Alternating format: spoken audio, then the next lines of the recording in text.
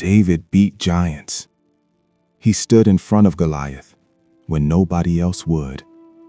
He survived Saul when a king tried to take his life over and over again. He was chosen by God, anointed, set apart, called for something greater. By every standard, David looks like the one who got it right. But none of that was the real test.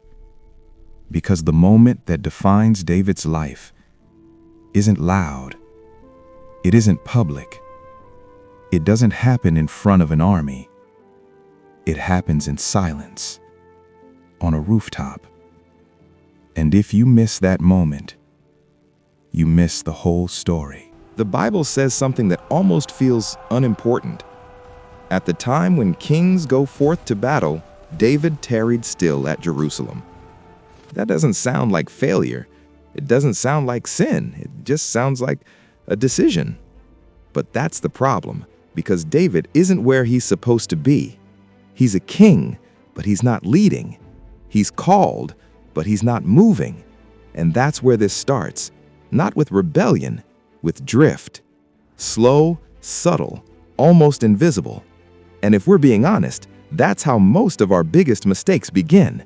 Not when we're trying to do wrong, but when we get comfortable being out of position. And David walks on to the roof, and everything is quiet. No pressure, no urgency, no battle to fight. Just space. And sometimes, space is dangerous. Because when life gets quiet, your guard drops, and what's inside you gets louder.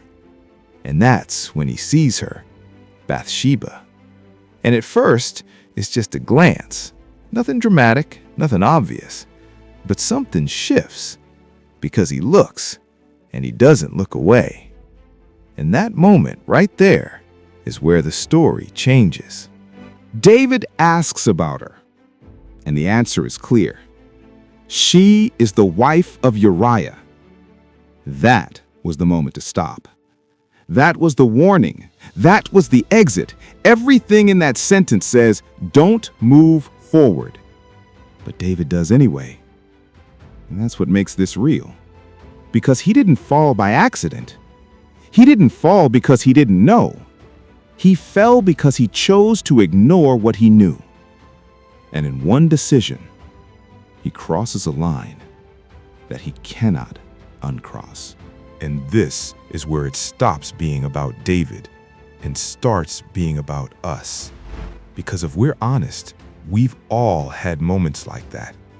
Moments where we knew this isn't right. This isn't wise. This isn't where I should go. And we went anyway. Not because we had to, but because we wanted to. And that's what makes this uncomfortable. Because David isn't some distant character. He's human, just like us. Then the message comes. Short, direct, unavoidable. I am with child. And just like that, what was private becomes real. And now David has a choice. He can own it. He can stop it. He can face it. But he doesn't. He tries to manage it, control it, fix it quietly. Because now it's not just about what he did, it's about who might find out. So David calls Uriah back, brings him in from the battlefield, hoping to make the situation disappear, hoping that if he can just control the outcome, he won't have to face what he's done. So he gives him a simple instruction. Go home, rest, relax, be with your wife. It sounds harmless. It even sounds generous. But it's not. It's strategy. Because David isn't trying to do what's right anymore. He's trying to make things look right. But Uriah refuses. He won't go. Not because he can't, but because he won't. Because he has honor. Because he understands something David has slowly forgotten. That when others are out there fighting, you don't come home and get comfortable. You don't take ease while others are sacrificing. So Uriah stays outside, sleeps at the door, and every decision he makes exposes David even more. Because the more righteous Uriah is, the more obvious David's failure becomes. And now the pressure isn't just building, it's closing in. And now, fear takes over. Not wisdom, not conviction, fear. And fear doesn't show up loud at first. It creeps in, quiet, subtle. But once it's there, it starts changing how you think. Because now David isn't asking what's right. He's asking, how do I get out of this? Fear of being exposed, fear of losing everything he's built, fear of what people will think if they see the truth. And the more he thinks about it, the heavier it gets, because fear has a way of trapping you in your own mind.